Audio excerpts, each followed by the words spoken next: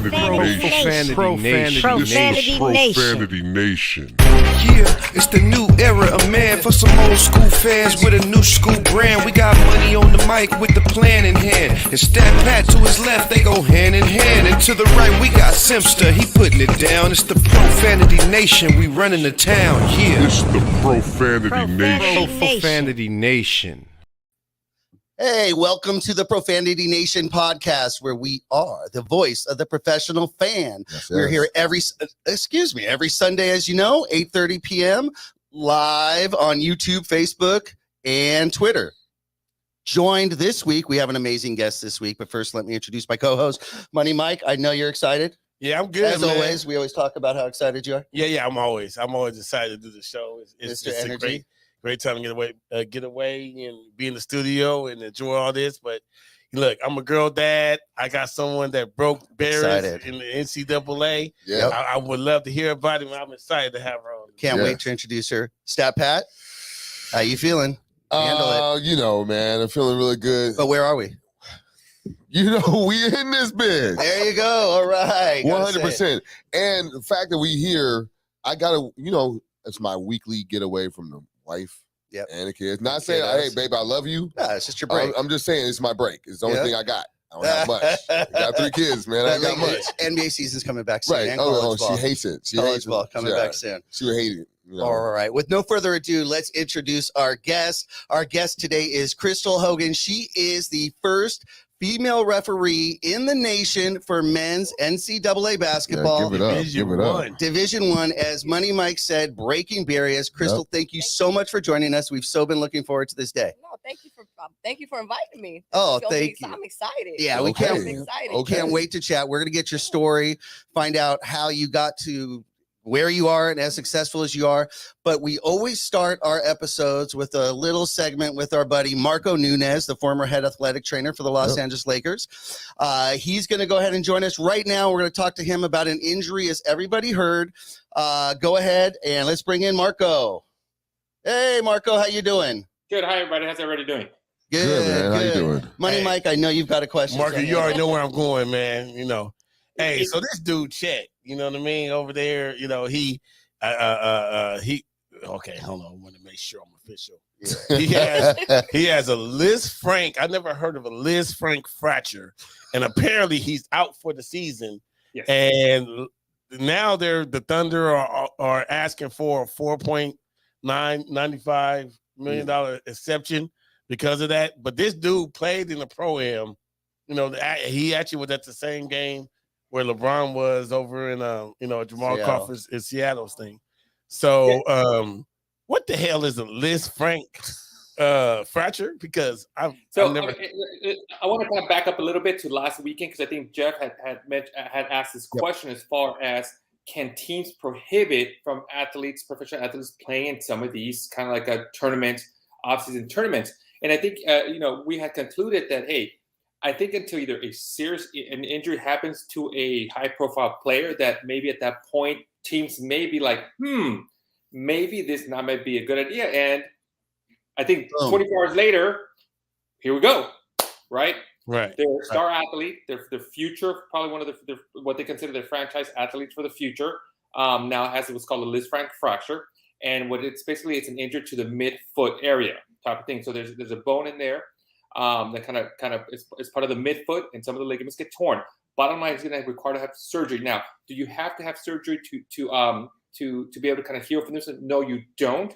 But that's for the average person. For an athlete, he's going to require surgery, which means they're going to have to put screws in there to make sure it stabilizes the bone. Those screws more likely are going to stay in there for a good 12 weeks. It's about 3 months, and they have to be non-weight bearing for that, or minimal weight bearing for that time period. And then you got the whole rehab process. So bottom line, this can take anywhere from 9 to 11 months for him to return. So at the end of the day, he's officially done for this year. Wow. Now, absolutely. The interesting part about this is that there's a lot of research study out there based on this. Not much on NBA on basketball players, but a good 90% of these athletes that have these injuries do return. And I think Dr. Nima Miran, which we talked to before, he kind of did a post on this, that 90% of these athletes do return and are able to play. The downside to this is that most of these athletes may have a little bit of what we call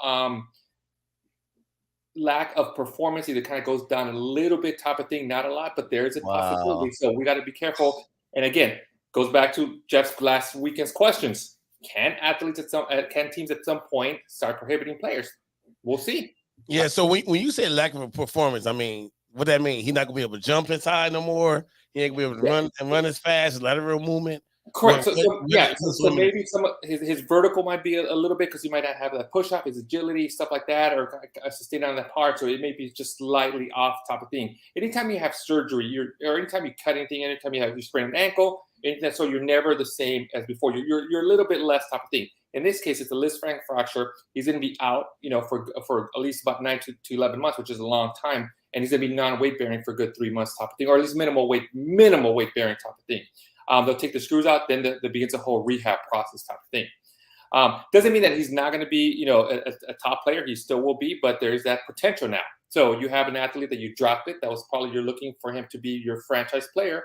Yep. And now he's sustained a major injury that now we'll see what happens.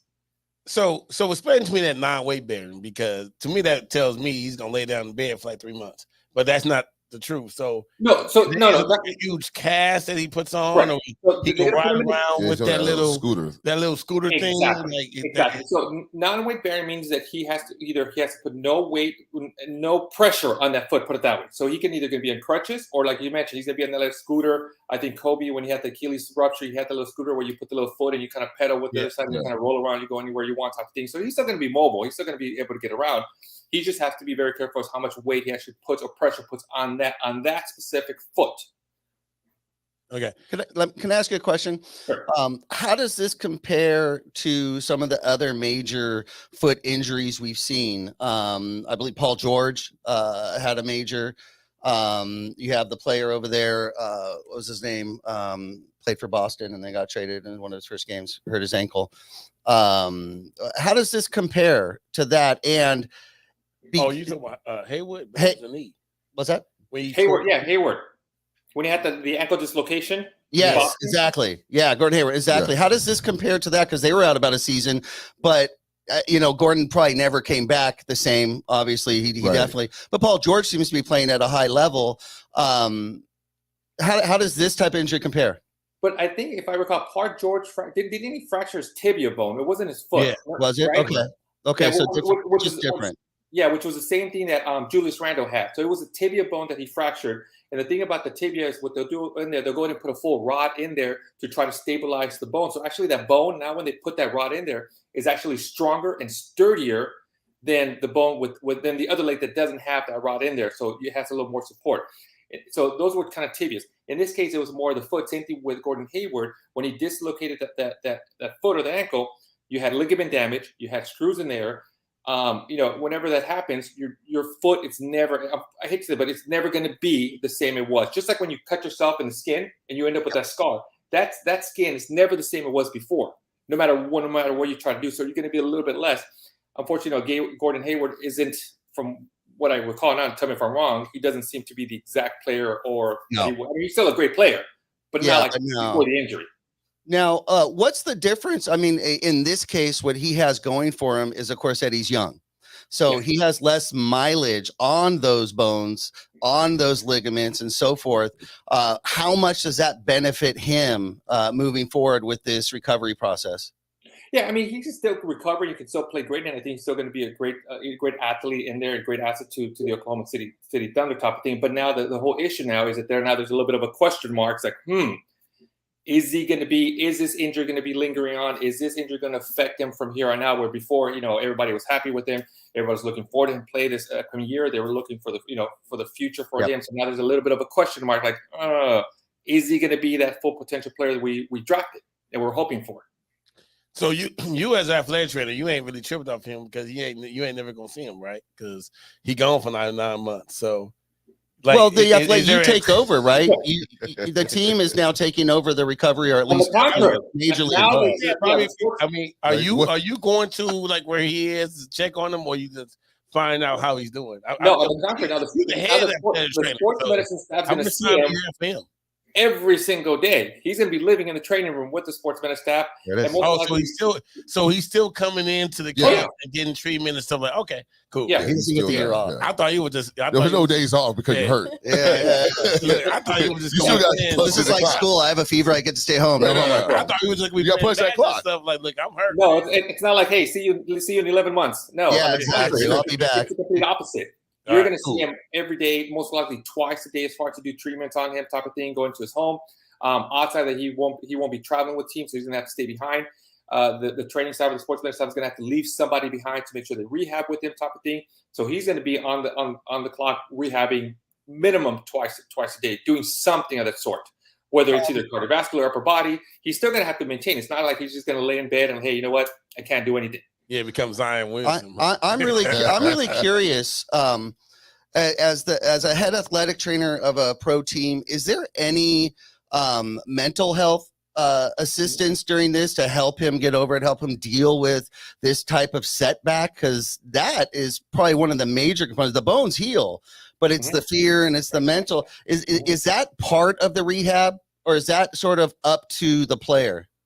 No, so it's a good question, interesting question. So that mental health part of the mental aspect of it has become like a big thing in professional sports, and people are starting to realize, hey, you know what, this is part of the game. If not, it's probably a big factor, if not a bigger factor than the injury itself, type of thing.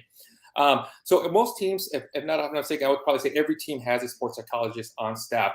When I was there about 15 years ago, I don't think we used them the way like what you're asking right now, but I think teams are starting to realize that they do use their sports psychologists for specific injuries, stuff like that. And every athlete reacts completely different. There was a story with Kobe when he ruptured his Achilles tendon.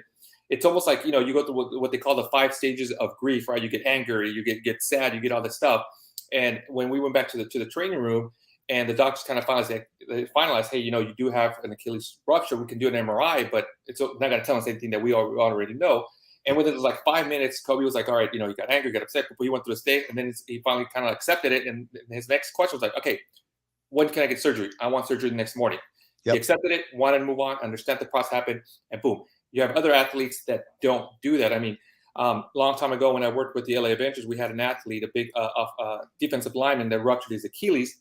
He had never been hurt or injured, and he did surgery. They put him in a cast. This guy walks in the next day into the training room, no crutches, full weight bearing on the cast. The cast was broken. He was trying to move his foot. We're like, dude, you can't do this.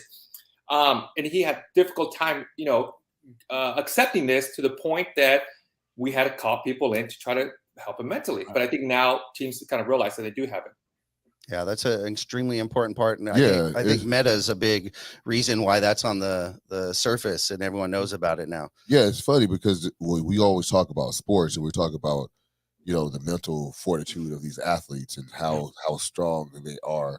They can will themselves into wins and stuff like that. Then why wouldn't you think that taking care of that is an asset? Like, it's not the fact that you're just going to go ahead and say, oh, he just got, mental toughness. Yep. Well, mental toughness also have to be cultivated. Like, you cannot just have that and all of a sudden expect that person to rise to the occasion. You need to keep that person on point, especially after setbacks. You can't always bank on a Kobe that shoots 4 air balls in the playoffs and then come back and be like, I'm going to kill all you guys. Exactly. You don't get that kind of person. Most of us are just normal. I know Klay Thompson was quoted as saying he read the Mamba Mentality every day during rehab, every day to keep going and keep strong. So, I believe that the mental strength or staying mentally strong is probably one of the bigger factors in rehab, because, you have to be there. You have to be present. You have to understand the situation and use it as a growth opportunity. Obviously, that's not every situation, but, he will be back. Yeah. He is young, so that's the positives here. Yeah. The future's bright. We're not putting dirt on him. We just trying to figure out how he's going to get back. And here's the thing, even if he's never quite the same and just a little diminished, we'll never know the difference because he didn't have a chance to play in the NBA. Yeah. So I personally have never seen him play. So, hey. College, obviously, yes. But, NBA is a different game anyways. You have college players who are outstanding, don't get injured and come into NBA. You know what? You say that, though, that might be to his benefit. It could be. I mean, Lower if expectations. literally, like Yep. if he's Yep. falling out of control, it's like he bounced back from that. And isn't he eligible for being rookie of the year still?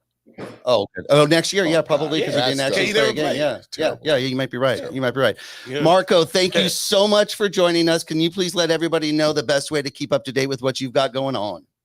Sure. If you guys have any questions regarding sports injury, sports recovery, or rehab, please feel free to DM me on my Instagram at Marco A. Nunez 17, or please subscribe to my YouTube channel at Evolve Athletic Performance. You're awesome. Thank you, Marco. We'll talk All to you right, Marco. soon. Thank you, We'll talk to Marco. soon, man. All right. My Take care. fancy, we're going to ramp that Yeah, fancy up. We'll talk about Yep. that. We gotta figure that out. No, man. Thanks, Marco. All right, Marco. Oh, wow. Okay, so we get to get going here with our guests, guys. Yeah, Okay, so once finally. again, Yeah. let's Okay, here we introduce go. one more Yes, time. yes. Crystal Hogan, thank you for joining us. Thank you so much for being here. We were so excited to have you. We've been waiting weeks. We know you're busy, so this is perfect. Right. Let's get started a little bit. You recently, of course, like we said, you are the first female referee in the nation for men's NCAA basketball. That's correct. Yeah, give that up. We will get that much love. Roses deserved, that's for sure. Let's chat a little bit about a game you were reffing just a couple of weeks ago. First female. Who we all want to know. First female all crew. female. First all female crew to ref a Drew League championship game. We were in the house and we watched that. You did an outstanding job. Thank you. What was that like? You know what? It's I'm still trying to process it all because it was so good for the community. It was so good for the nation actually, because now the NBA is streaming it. It was, I just think that we're not at the Drew. I mean, we've been reffing there so long. Like it was kind of like normal. Like they look at us as officials. They don't even look at us as female officials anymore, but probably to the That's great. nation, it looked as that. But I mean, it was a great experience overall. It was. I mean, I worked with those ladies, weekend in, weekend out, and Anytime. So Yeah. did you know that was gonna happen, or I did. Okay. I did. All I right. did. So- yeah. That's good. Well, you got to know what you're going to do and you know who you're working Uh-huh. with. So that's awesome. Absolutely. yeah? But let me just say, look, I was there. Everybody, look. How tall are you, Crystal? Like I'm 5? 5'7" So and a she- half. Oh, yeah, There you go. And a half. Oh, She's so 5'7". short. Everybody over there, y'all. Everybody know basketball players are usually 6 feet or taller. And I'm Yeah. gonna tell you, man, it was chippy with championship game, and she had to send people to their benches, and they listened. Yeah. And I was like, I love to watch that because they really were refereeing the game. They made good calls. And they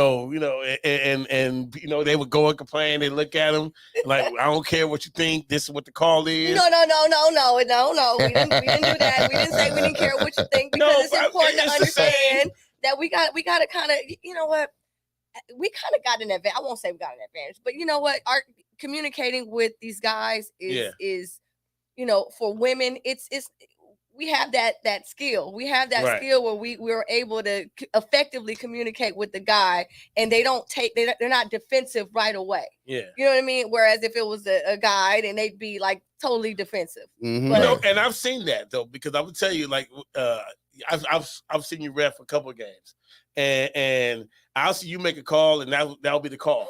And then I'll see the dude ref, And he they got his complain. brain. He take the ball and bounce it, and he like literally demonstrates what the other guys did.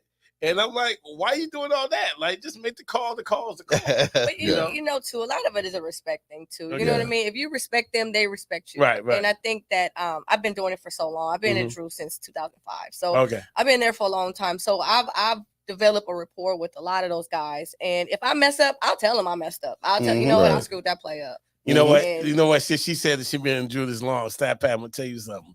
She called a foul when Kobe was guarding Harden. Oh Lord. You know what I'm saying? Oh, And Kobe no. had said, so tell us about that experience. You know what? That particular game in 2011 was probably that is my all-time favorite game ever to referee. And basically it was just that was another one that was just like so good for the community, just to see the kids look on those kids' faces when they were able to see Kobe play. For me too, because I'm a huge Kobe fan, but just to see him and James Harden battle it out, it was a great experience. And yeah, he did. I mean, Kobe didn't like to play, but he respected it, and we kept respected it moving. it. He respected it, and we kept it moving. When you're heading into a game like that, obviously in a pro-am type league, the Drew League and so forth, is there any different preparation than heading into an NCAA type game? No. Does it ever matter what the who the players are? Obviously in NCAA all college here, all of a sudden you may have a LeBron show up for the game, or you may have. Does that change? I mean, everyone's human, so everyone's looking and saying, okay, and you hear people say, oh, you know, that he's the star, he's getting the calls. You know what? I'm past the fan-struck, star-struck stage of my career, and I treat every game the same, and I believe that that's an important. It's important for referees to treat every game the same, because you want to practice how you want to continue to practice, because that makes good habits and you continue on. But it doesn't matter who's. I mean, I've had the opportunity. I've been blessed to referee LeBron, Kobe, Durant, all these different guys, and it's still basketball. It's at the the same end of game. the day, it's still fouls and violations. Yep. And the Drew is a different beast. It's like you can't.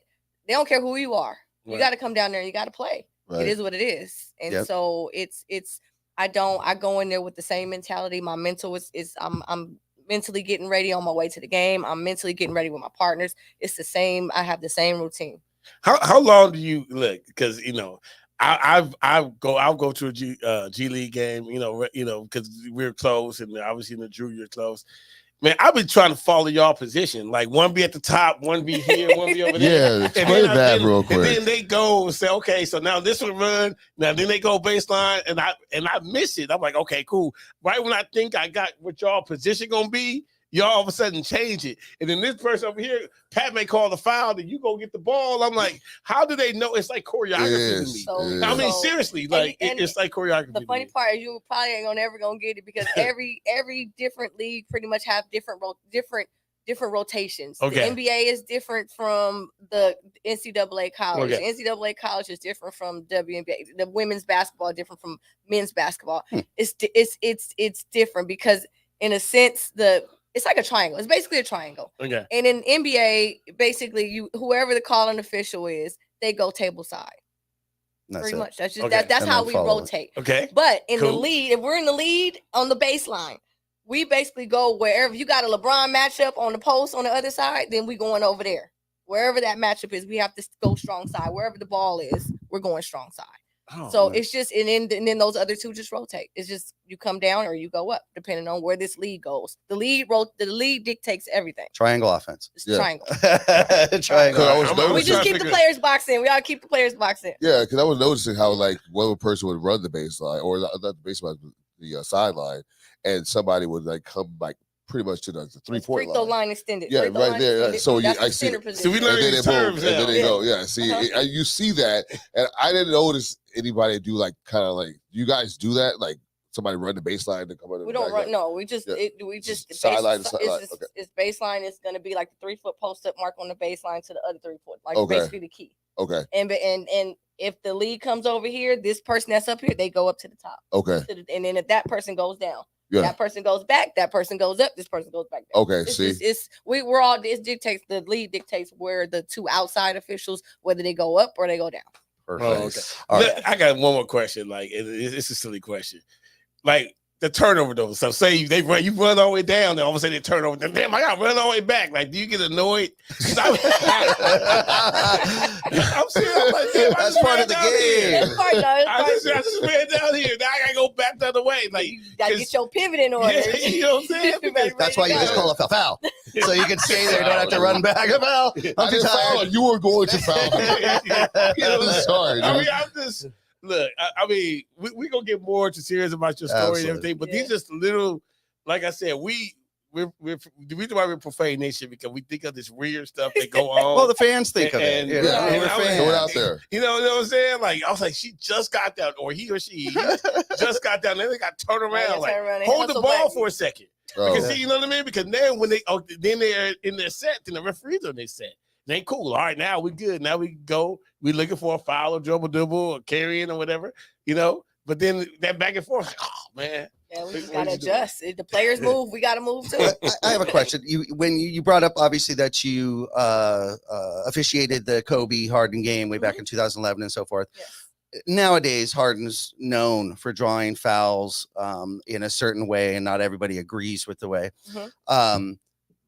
Does that go into play when you know that you're going to see that type of a player in a game, whether that's college or anywhere? We definitely talk about it. Okay, so you say, and then as a crew, are you kind of deciding how you're going to call those type of things, or is it still personal? Not necessarily. We talk about it just so we'll all, as a crew, have an awareness about it. But it's basically looking at the defender, like making sure the defender does nothing wrong. If the defender doesn't do anything wrong, then you're not calling it. You know what I mean? There's not a foul. I mean, it could be an offensive foul if anything. Sure. But we basically just make sure we know if that defender was legal or not. That's what we talk about. We don't talk about whether we're going to give him the foul or not. He's a different beast. Yeah. Harden specifically. He's probably the biggest example of that. Yeah, because we had Larry Reed. We had another ref on the show, and he explained how that step back that he does, how it's not a travel. You know what I mean? Because of the dreaded gather dribble. Yeah, the gather. Are you serious? The gather. Basically, you could just you can have a move. Down. You still have a basketball move, and if you're in the midst of putting that foot down, you still got two active feet. Like basically, that's why Giannis looks like he's traveling. Right. Because Giannis takes that to the extreme. Like he has those long strides. He pretty much can start from the 3-point line. I mean, just 1, 2, 3, and he's already dunking. Like, that's how long he is. So, but it's the gather dribble, man, and that crab dribble, that back. It looks weird, but it's not. It's legal. Yeah, brought it into the game. Definitely brought it into the game. All right. So one more question for me, and then we'll get into the story. What's your favorite call? Like, is it the you know what I mean? You know what I mean? Like, because I love when they call offensive fouls. Just the ref go, you know what I mean? Like, that's the most exciting call. Calm down on the mic. Calm down on the mic, Money Mike. All right. I mean, I'm not even talking about the judgment that you make. I don't care about that. But just the is the block in the one or the any other one? I don't know. Honestly, it's just that's an exciting. The offensive foul is so demonstrative. You know what I'm saying? Like it's the and one. There's reaction. It's the reaction of the fans. Like, oh, you know what I mean? The black charge play is definitely the most exciting because again, it can go either way, and the fans are waiting on you to make that decision. Right. Is that the hardest call? It can be. It can be. Yeah, because you got a lot of different factors that come into play. Yeah. We're going to take a break real quick here soon, but I have a question. How often are you sitting there keeping your poker face when the other crew member made a call you don't agree with? You know what? I try. You try to be a good partner, and it's not about. I mean, because we really don't know if it was a good play. I mean, obvious plays. Well, but sometimes you have a different angle. A better angle. It's different. And you don't. And they may have because honestly, if I don't see something, I'm gonna trust that my partner on the other side has a better look and is gonna call it. But look, I feel like it's like family, right? You know what I mean? Like if three of us go out there and say something crazy, especially me, I say something crazy. Mm-hmm. Pat and Jeff gonna defend me, to everybody else. Now they gonna tell me I might be wrong. Absolutely, you know what I'm saying? Absolutely. But I expect them to say, what Money Mike said on there. Because at the end of the day, that's all you got out there. That's all you got out there. At the end of the day, I expect the same thing for y'all. Man. All right, perfect. Yeah. We're gonna get back. We're gonna take a quick little break, and then we want to get to hear a little bit more of your story, how you got to where you are, how you became so successful in your class. Let's go ahead and take a break. Word from our sponsors, and we'll be right back with the Profanity Nation.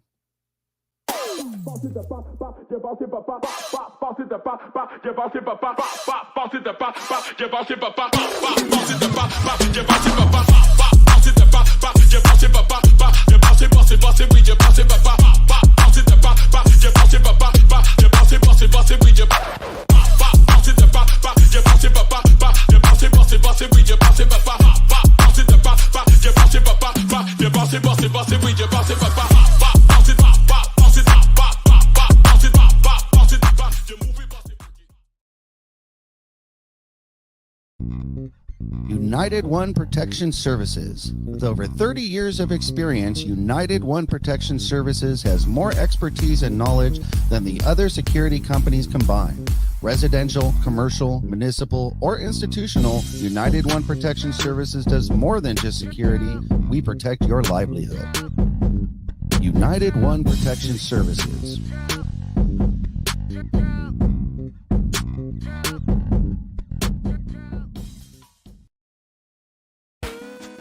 Be sure to visit the Pure Life Alternative Wellness Center for all your 420 needs. They have everything from Baby Jeters to Stizzy cartridges, fuzzies, pre-rolls, great deals on eighths, Raw Garden diamonds. They have your gear. They have Papa and Barkley relief patches. After a hard workout, you need those. CBDs, you know that. They have plenty of edibles to choose from. Be sure to hit up the Pure Life Alternative Wellness Center. Yes. We are back. Thank you for joining the Profanity Nation podcast. We have our guest here, Crystal Hogan, Stat Pat, Money Mike, and yours truly, Simsta. Okay, we're going to get into kind of how you got there, but first, we actually have a tweet question here, and this is in regards to one of the Drew League games there. And Montrezl Harrell made a half-court shot. A lot of people felt he didn't get it off in time. Do you go back after and review those calls to see how they were made or if they were correct, or do you just kind of move on?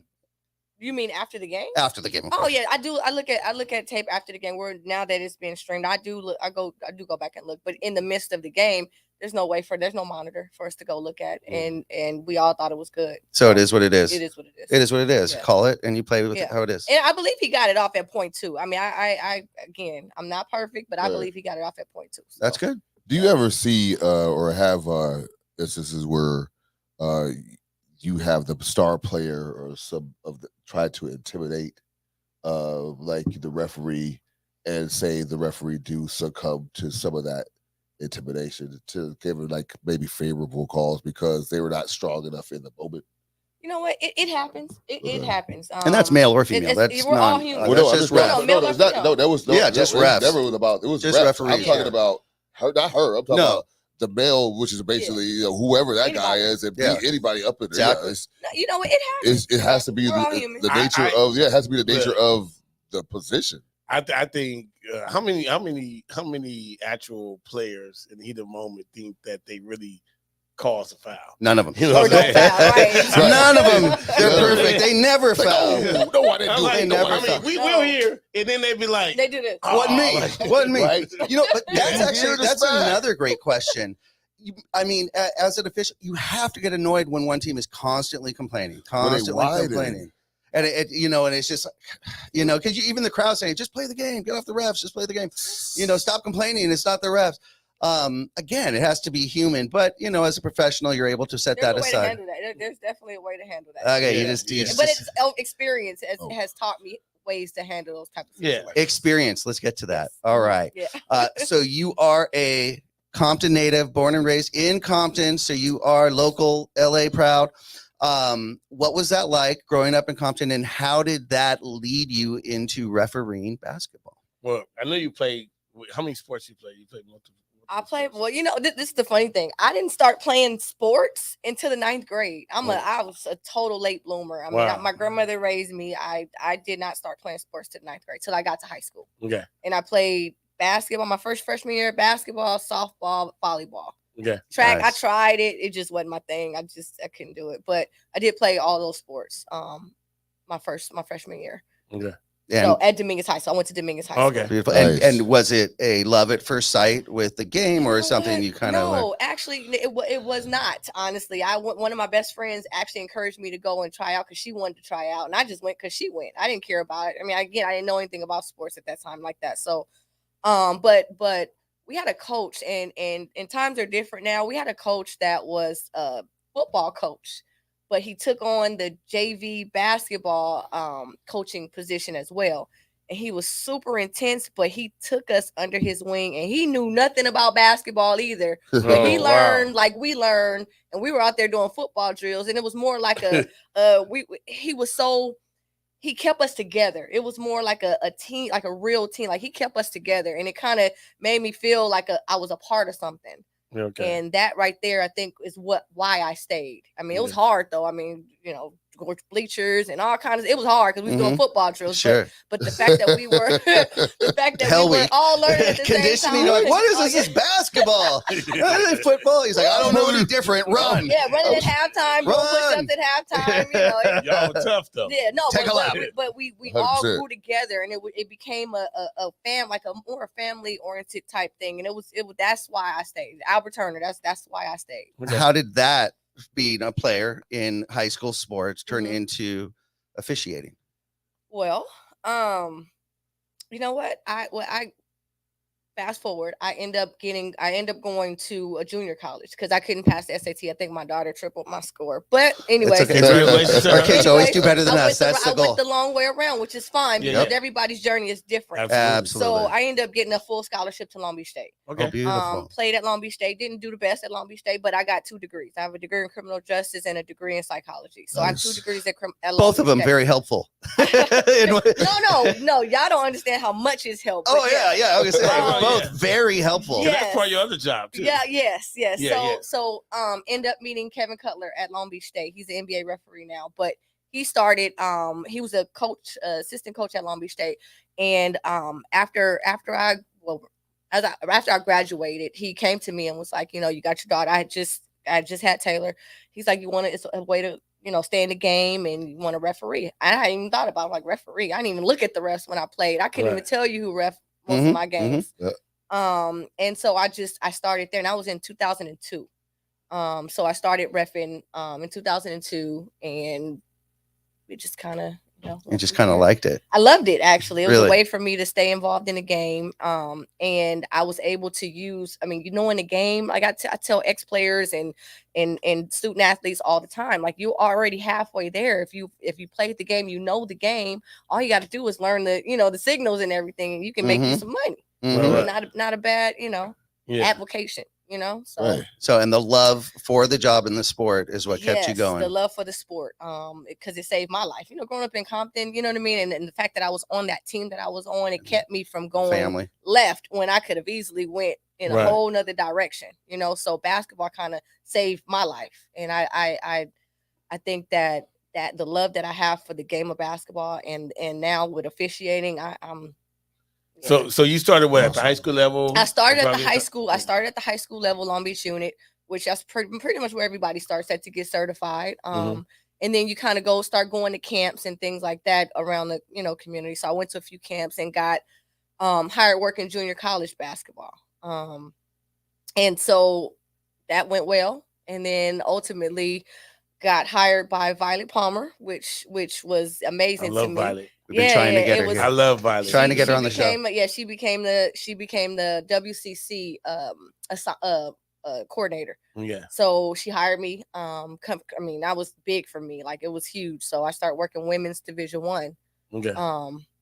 Right after that. So it was good. So I worked at WCC. I worked at Big West. on Yeah. the women's side. Did you get any like pushback or anything like when you started doing men's sports versus So women's sports? the transition was a little. I've been doing the Drew League since 2005. Got you. So men's basketball. And I skipped the part because growing up, all I've done was play basketball with the guys. Like, I did not play with the girls. I was always like a little tomboy and just play with the guys a lot. I don't know if that's a good term right now. Oh, but, that's cool. Yeah. I was just one of the guys. You know what I mean? Yeah, Out there playing. So refereeing the guys, that's kind of where I got that was me. That's me. And so once I transitioned over, and I'm in law enforcement, so I'm in a male dominated profession. Yeah. And pretty much have been most of my career.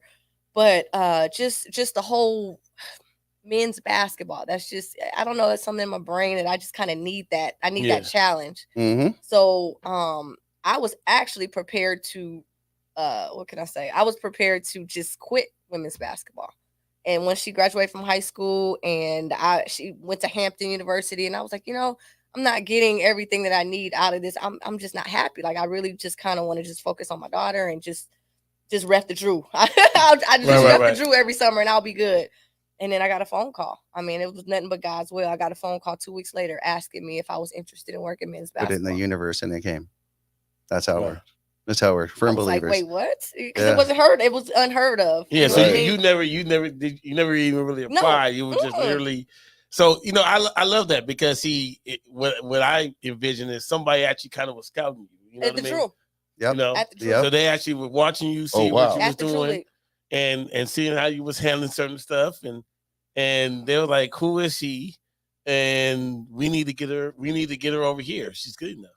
I had to go to camp. Okay. I had to, and I had to show my resume, and I had been doing a few things over. I mean, I've reffed every pro-am I could, even when I was relocated out up north, San Francisco pro-am. We have a few pro-ams out here. Every pro-am that I could, I was reffing. Clippers training camp, I was doing all of that. So I kind of had a resume for men's basketball, and I kind of put all that stuff down. And then I had to go to camp and try out and actually, show that I could work. And the funny part about it is that the team, the crazy part about it is that a lot of these teams, like a lot of the guys, they already knew me that was in the they grew up at the Drew and so forth. Yeah, so it just worked out. But it was a great experience though, getting that phone call. Yeah. So how does it feel though to say, look, I'm the first one, so you're the groundbreaker? Does it right? does it feel like that to you? That was the question I was asked. Do you internalize that and you understand that position? I do. I understand it. It took me a while, but I truly understand it now, and I've embraced that role, and I've helped quite a few people, and I'm just that is you. Things happen to you, and you find a way. If you find your passion, you find your purpose, and I think I found my purpose, and that's just trying to help young adults and young kids find their, because by default you're now a mentor. Yes, you're now like I said, and I love the comment role. I take on that trailblazer role, and I love that role. That's awesome. Yes. That's awesome. Is it your goal someday to make it to the NBA? Is that something you'd like? I mean, I'm sure you're happy. Okay, you're happy where you are. Yeah. No, and no. That would be a lot of traveling. No qualms to the NBA because I mean I went through the G League program, and honestly, it was probably the best training I've ever had. Honestly, it was the best training that I ever had. But that's just not my path. My path is men's college basketball, and that's kind of where I am. I've set myself up. I've set myself up to be able to referee men's college basketball and not have to worry about anything. I mean, I was a children's social worker for a while. I was a probation officer, a juvenile probation officer for a while. I was a parole agent. I'm a parole agent for the state of California. I have a master's degree in criminal justice. I've set myself up to be able to work men's college basketball and enjoy it. So I don't need the, Absolutely. Nice. I think that's dope. It is. Yeah, it is. Absolutely. And that background, that schooling definitely applies. It all applies. All applies. So you grew up, you kind of, in a sense, stumbled into playing, and then grew from there. Do you watch a lot of games on your free time? And if so, are you watching college? Are you watching NBA? And are you able to enjoy it? Because normally if someone has a day job, mine used to be swimming pool contractor. I build pools. I could go to the nicest hotel and everyone looks at the beautiful pool and I see all the errors, Right. So are you able to watch a game and enjoy, or in your mind, are you calling when I watch college. I watch a lot of college games now. But when I do watch, I watch the referees. I don't watch the games. But it took me a while to get out of that because you have to. You kind of have to. If you want to get better, you kind of have to watch the referees. So I don't even watch the games anymore. I couldn't even tell you some of the players. I just watch. You're watching the refs and how they're calling it and so forth. Yeah. Wow, that's amazing. Which pro NBA ref did you like the most? The NBA ref. Well, I'm a little biased. It's probably gonna be Kevin Cutler because he's my mentor, So I've emulated a lot of his style. Okay, yeah. On the court because of his demeanor, his kind of chill and calm demeanor. But it's probably gonna be. NBA is a little bit more we're familiar with. It's a little bit more in your face. I'll bring up a name, Joey Crawford. Correct? Joey Crawford? Yeah. I don't know where you're going. Yeah. Well, he was a little loud. Yes. Some people would say that he felt he was supposed to be the leader of the game and get the focus. Most people, like you say, the ref should be part of the game, but in the background, correct? You shouldn't even know that they're if I'm right, he challenged Duncan to a fight. Yeah. When you hear and see stuff like that, it's just hard to take, I think, right? I mean, It just is. It's just personalities, right? It's all personality. You know, All right. everybody is different. Everybody's different. Everyone has their thing. Mm-hmm. Steve Javi gave Rasheed Wallace a technical for just. No, that was Ron something. Are you going against? Yeah, he said for giving him a look. No, you sure? Maybe. Hey, I think that was Ron something. Yeah. Hey, anyone listening, go ahead and tap in. I don't think that was Javi. I think that was Ron something. There we go. He's gonna look it up. Yeah, he called him a whack and threw him out of the game. This is one thing. It wasn't Crystal. So. No. And I think Steve Smith came up and was begging. He's like, get away. Yeah, I think my background helps me a lot. Yeah, my law enforcement background as well as my psychology and the fact that I'm a mother as well.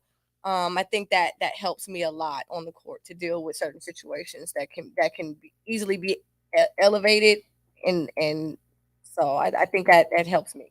Is there a lot of travel with the college game? Oh, absolutely. Yeah, for me now. Yeah. For me now. I mean, for me now on the men's side because I'm in so many different conferences. How far do you get your schedule? Conferences do you? I am in 12 conferences. Right now, 12 Division I conferences. Wow. Yeah, so it's but I'm totally blessed. So you love it. You travel. I enjoy. I enjoy it a lot. That's a lot. Yes. Experience. And my daughter's grown now, so I don't have to really worry about babysitting or anything like Garrettson. that. So it was Garrettson, Ron Garrettson. Yeah. Was the one. Yeah.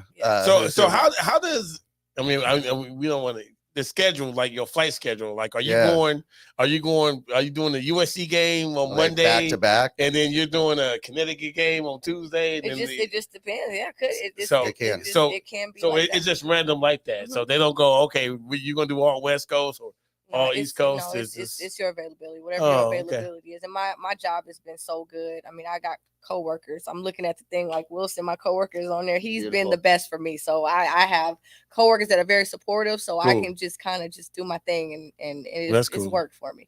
Is you have a on season, off season. Off season, obviously you spend some time at the Drew. I spend all my time at the Drew. Okay. I'm there every weekend. What do you do for pleasure? Other than work, we know you love it, but what do you do for fun? I spend time with my daughter. Beautiful. Because she's my number one. I have a guy in my life now that, beautiful. And I spend a lot of time with him. And me and my mom, we travel. Do you tee him up often? We both referees. Oh, you're both referees. You're teeing each other. Jeff. You gotta tee, bro. Hey, relationships aren't always easy. I apologize, Chris. No, that's a money Mike question. Yeah, right. And I didn't do it. That's totally a right. Mike question. Yeah, no. So I travel with my mom. Me and my mom, she's retired and newly divorced, so she likes to travel now. So we go to Jamaica. I got to get her to go somewhere else other than Jamaica.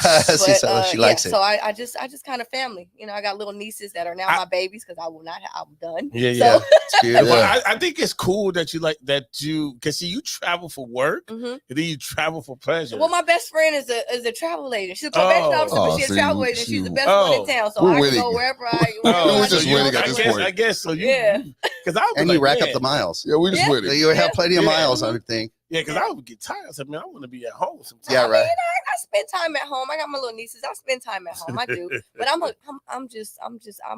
like to go. Like I don't like to. Life is too short. Like if COVID didn't teach us nothing else, enjoy your you gotta enjoy life as it is. You can't just wait till I retire. Wait till you turn this. No, you gotta enjoy life right now. During the season, obviously, as Money Mike brought up earlier, there's a lot of exercise. There's a lot of running involved. You have to stay in shape. Do you actually exercise, or is just officiating the games enough during the season? No. No, so you're keeping every day. No, you have to keep your body in good condition. Mm-hmm, so I pretty much work out. I try to work out at least 5 times a week. Okay. At least 5 times a week. And just you have to keep your muscles going because injuries are. I mean, you could be very prone to injuries if you don't take care of your body. So you keep and then you keep that up year round. I would imagine. Yeah. I mean, you take some time off. Like right after the season, a lot of us take maybe a month off or whatever to do our thing. But then, I mean, for me, I referee pretty much year round with the Drew League. So, but the stretching and all that's just important. It's very important. Excellent. And the eating habits. I mean, we get off our healthy eating habits at times, but. How close are the rules? You know what I mean? I know Drew has a few rules that are different. Everybody, all of them are I mean, they're close, but they're different. They're close, but they're different. I don't know if that makes sense. But Yeah. there are a lot of different caveats to like, like the Drew has some modifications. It's supposed to be NBA rules, but there are some modifications. For technical foul, it's 2 shots instead of 1. It's different I saw things that like too. Yeah. Like, why you taking 2 shots? Yeah. Do they get the ball? So you just gave away the technical foul that we had to call, huh? Right. Well, yeah, because I was like, do they get the ball too? You know what I mean? Because Not the obviously, technical- they don't. Yeah. But that's what I'm saying. Like when you watch high NBA, school is different. All the rules are all. Yeah. It's funny because the rules are always. It would be hard if somebody wanted to do men and women. It would be difficult. It's doable, but it'd be very difficult. Yeah. Very difficult. Different. you have shit. to. Yeah, I know me, man. I would get everything wrong. Yeah. I would be. You know what? No, you wires would. all messed I up. would. If you I would, totally as would. devoted as you are to this job right here, you do a great job. But here's the thing, like the G League, for example, man, 1 shot is 2 free throws unless it's the last 2 minutes. Yeah, they have some. So so they make 1 shot, they get 2 points. Yeah. You know what I'm saying? Yeah. So Try now and I got to speed up the remember game. that. That's I got to remember that. Then I go over here to the Drew. I'm gonna tell you. You know what I'm saying? At the Drew League, though, we got George, the voice of the Drew, and he will help you out of any situation that you need. All you gotta do is listen. Oh, He's been there got you. 25 years. All you gotta do is listen, Got and you. he'll tell you it's 2 shots or 1 shot. He'll You tell just you. scream it out. Yeah, You don't he'll have to listen, remember yeah. too much. Speaking of that, hey, so Mouthpiece did the playoffs, right? This dude was hilarious. Oh, he's always You know, hilarious. you know? Friend of the show. He's been here. Mouthpiece. We're gonna have you on soon. Actually, I think we probably go out. We have him real soon. Have him back on. and within the next month. But I'm laughing at him. I love how he calls games, even at Venice Beach and stuff. Mhm. I mean, are you laughing when he said what did he say? Oh, y'all not gonna win no argument tonight.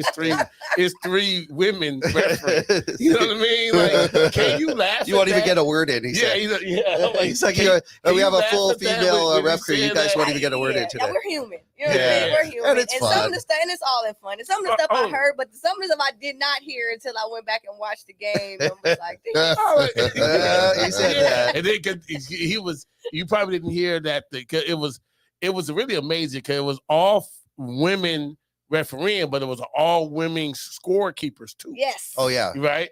So he caught shades from them because he announced the referees, but he didn't announce the Oh, scorekeepers. yeah, no, You know what I that's mean? cool. So he You was got it. getting it. He was like, all right, y'all. Hey, so I just want to announce that we got all women scorekeepers. And the commissioner is a woman. Yeah, There right. you go. So, He got called to task. yeah. So, but it was funny. So you laugh. Yeah, along some of the too stuff with I your heard. too. I mean, yeah, we're human. We can, you know what Yeah. I mean. But I did some of the stuff I did not hear until I went back. That's fine. The Well, whole you're- caucus That's thing, good. You're I was- focusing. You're working. Yeah. That's yeah. Now you mentioned that obviously you have other things going on. The shirt Edgy Sport. Could I you do, fill us in a yes. little bit, please? So Edu Sports Talk is basically a platform that I designed to kind of help me be the person that I wish I would have had growing up in the school system. Somebody to motivate me to understand that, everybody's journey is different. And that goes with the youngsters, that goes with referees. Everybody's journey is different, And so this platform just allows me to go across the country to different high schools, to different officiating units, whatever, and just kind of motivate people to let them understand that, no matter what the situation is, embrace those challenges because you're going to come across those, and that's how you grow. So it just allows me to be able to talk to our youth, talk to our referees, our officiating crew, and just kind of just motivate them, But one of the things that I am working on now, because we've seen it too much, and that's the whole AAU circuit with all the fights and all the stuff that's going on. Mhm. I want to be able to implement Edu Sports into that system to be able to educate the coaches, educate the fans and the parents, and educate the administrators Mhm. on the cause and effect of doing that. I mean, like I said, I was a children's social worker for a while. I kind of, I get the kids' point of view, but I'm also a law enforcement officer. So there's also a criminal aspect to that as well. So it's just, You've seen what happens if they don't get control of it. Exactly. So I just kind of want to be an olive branch to be able to include, to implement a system that everybody kind of is able to embrace and learn from. So Embrace we it. We can minimize all of this nonsense that's going on, because it's very unfortunate. Like, the kids are there to play, the referees are there just to referee the game, and we're human. We're gonna miss stuff. We're gonna make mistakes. Yep. Got to start somewhere, Mhm, mhm. So Let me ask you, and you don't have to answer, but well, you can totally You know where it's coming. When he prefaces it that way, because I have an issue with like kid sports where they don't there's no winner or loser. I think here's the thing. I think once a kid gets in kindergarten and they know how to count, they know if somebody got 5 goals and no one over here didn't. And then what happens is now we're playing in the sports realm, and there are 5, 6, and 7, and Everyone gets a trophy. Everybody gets a trophy, and this person over here makes 10 shots, or this person over here gets 2 shots, and then we tell them nobody won. You feel what I'm saying? Mm-hmm. But we taught them how to count in kindergarten, right? So they really see what's going on. And I think and I know it's a long question, but I want to preface it like this. Then we Peter get Vesey when then we we need get him. then we get to 11 and 12, and now we have to win. Now there's winners and losers. So I feel like the first 10 years of their life, everything is all roses. Mm-hmm. And now, like you said, we get an AAU and they 12 or 13, very competitive. and we going out for blood, but they never were used to that because they weren't winning and losing. It's a different time right now. At certain times. So I think, like I said, you don't have to answer, but do you think that they should have winners and losers in like 5, 6 years? I do. To kind of teach the kids How at to that lose. level I do. how to lose and how to work hard. That's a life towards. skill that That needs to be is. taught. Right. It's a life skill that needs to be taught, and it's okay to teach it at that level. But I agree with you. I think that there should be winners and there should be losers. I mean, I wouldn't necessarily say losers, but there got to be a first place, got to be a second place. Right. It is what it is. Yeah, because but you got to learn to. That's how you learn how to work harder too. Right. I have a little niece that she will play a game and she'll lose and get mad and start throwing stuff, and you gotta address that. You have to teach her. You have to teach her it's okay to lose. You just got to do better. Right. But I agree. Yeah, because I think honestly, like I said, I think that really the reason why there's a suicide rate is up really high, 18, 19 years old, is because they get coddled so much. Everything is all okay. And then because look, it's just not the way the world is. Yeah, and the social world media is. has played a huge, huge that provides a false narrative of how life is supposed to be. Yes, it is. But again, we know that the facts are that these kids are going to grow up and they're going to try to get a job and the one they want, and they may not get it. And it's not because they're not the most qualified or the best. It just doesn't work out that way. Right. And if they don't understand how to, that is a learned trait. That's not something we're born with. We have to learn how to lose and how to lose graciously and how to come back, because everybody's lost. Everybody on the highest level has lost. In fact, that's the only reason why they're on the highest level, is because they lost and used that to build. I've been fired.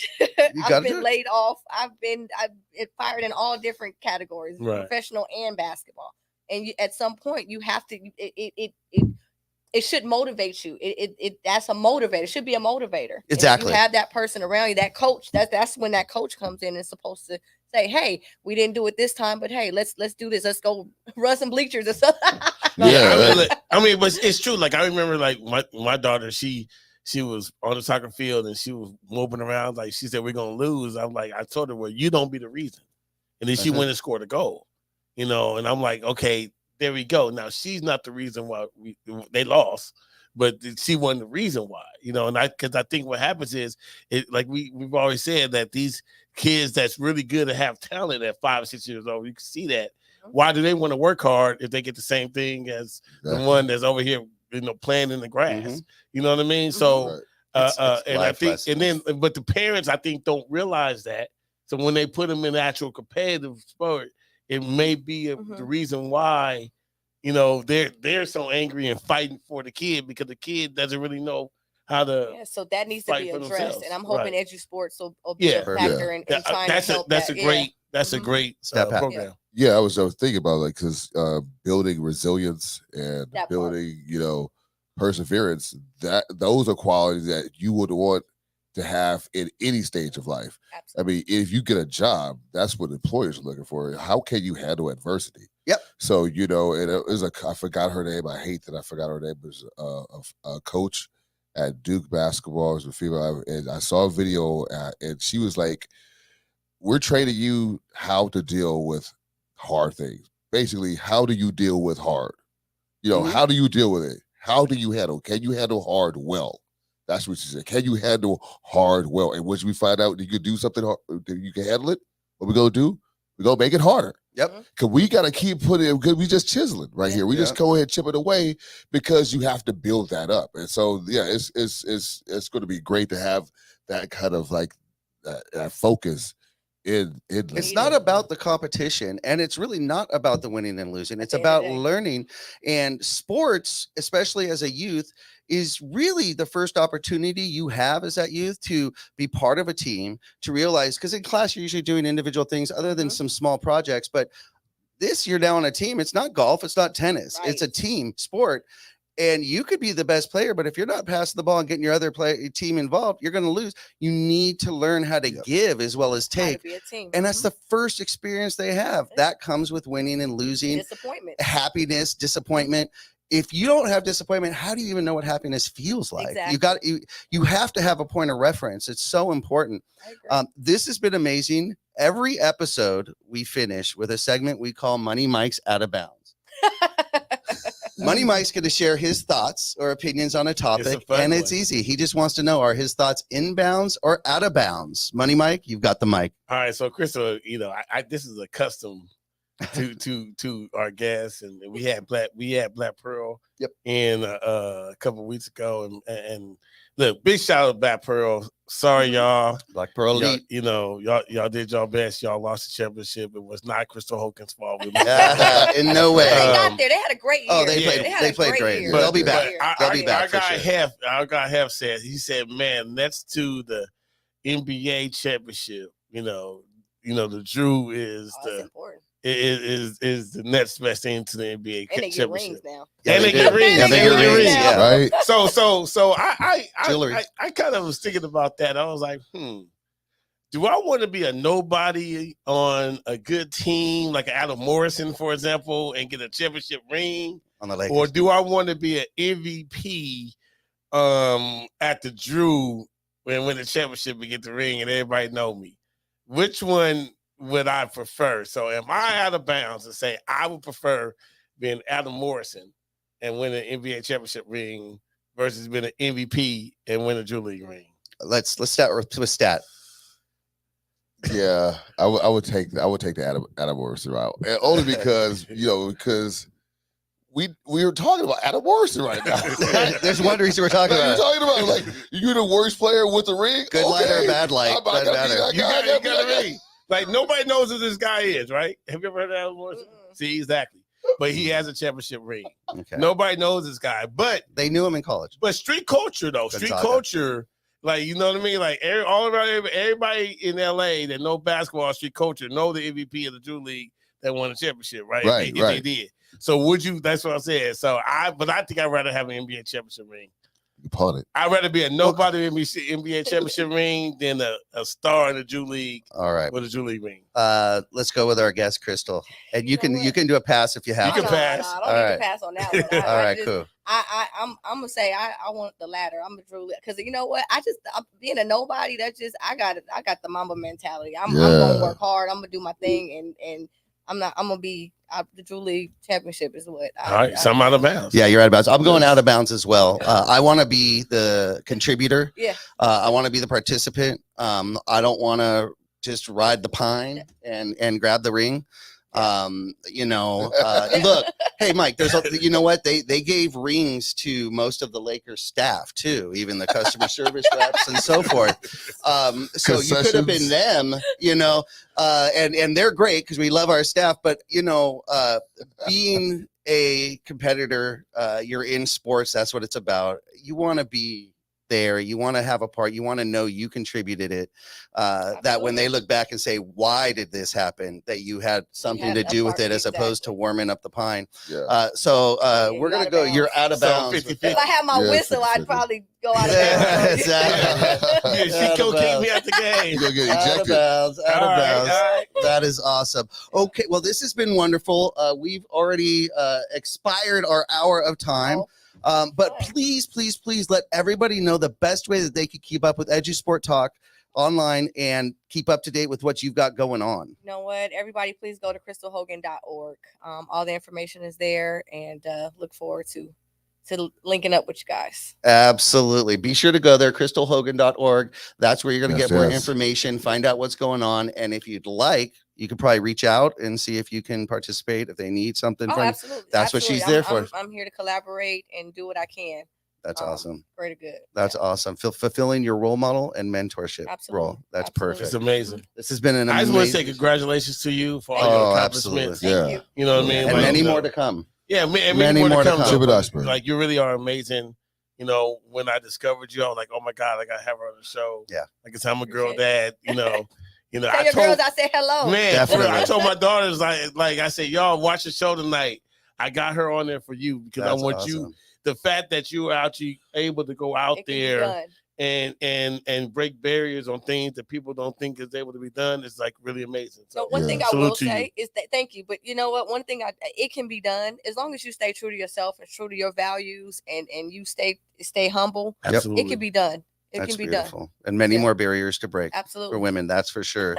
That's for sure. It's amazing we're still having to say that in 2022, but we are taking steps each day, and with, like I said, role models like yourself. It's a beautiful thing. A beautiful thing for young ladies and just anybody around. So thank you so much. This has been a wonderful episode. One note, the Profanity Nation podcast will be moving exclusively to the Infinity Studio streaming channel starting in October. So we'll continue to let you know that, but soon you will have to go to the Infinity Studio streaming channel on YouTube to watch our live show. The Facebook, Twitter, all that will have, clips and so forth of our episodes. But to join the show, you're going to have to go to our YouTube channel again. That's the Infinity Studio streaming channel. Go there now, like it, subscribe. That way you keep up to date. Plus, you'll keep up to date with all the other shows that are filmed here at Infinity Studios. And we've got a lot of big shows that are about to launch. You're going to be excited. Be sure to keep up to date because you're going to want to hear about those. Again, Stat Pat, our guest, Crystal Hogan. Yeah. Money Mike, yours truly, Simsta. Thank you. We will be back next week with an amazing guest, Big Baby Jonathan. We know you're out there. We know you're watching. BBJ. In studio next week, sitting right here. Can't wait to have him. We will be back next Sunday, 8:30 p.m. We're out. Peace.